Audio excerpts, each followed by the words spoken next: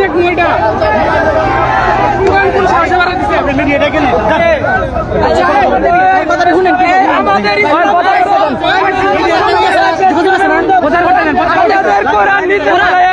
কোরআনকে অবমাননা করছে।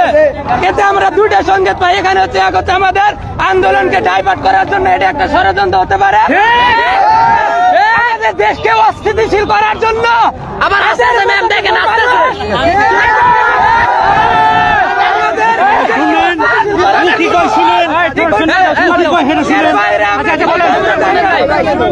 ওর কথা শুনেন,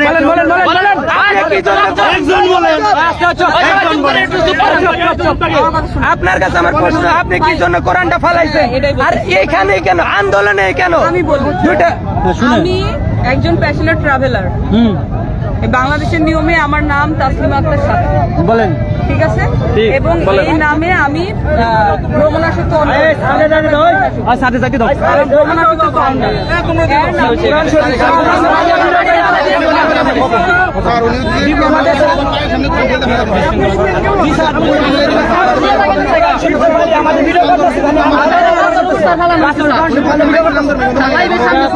আরে ভাই এটা তো তোমাদের পোর্শন না রে ভাই, ওর কথা শোনো, এটা তোমাদের পোর্শন।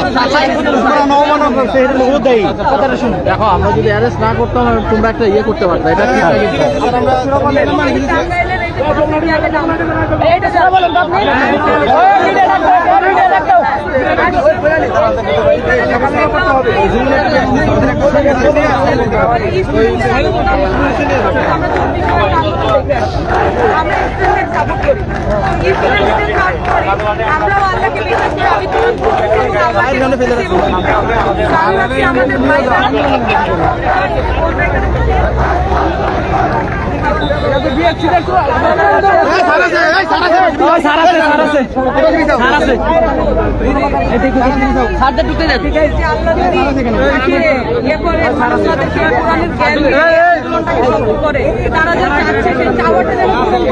এই উদ্দেশ্যে আমি ওইখানে ভিডিও ছিল, আমি কারোর পায়ের সামনে না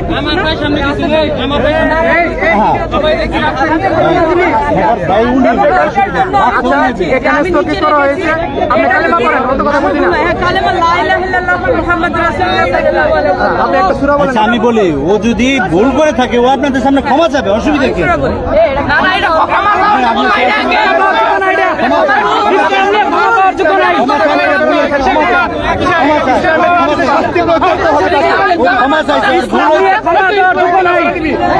আমি বলি আচ্ছা আমি বলি সে ভুল করছে, এটা ক্ষমা চাইছে আপনাদের কাছে, ক্ষমা চাইছে, সে কোরআন শরীফকে অবমাননা করছে, ভুল করছে হ্যাঁ, ক্ষমা চাইতেছে।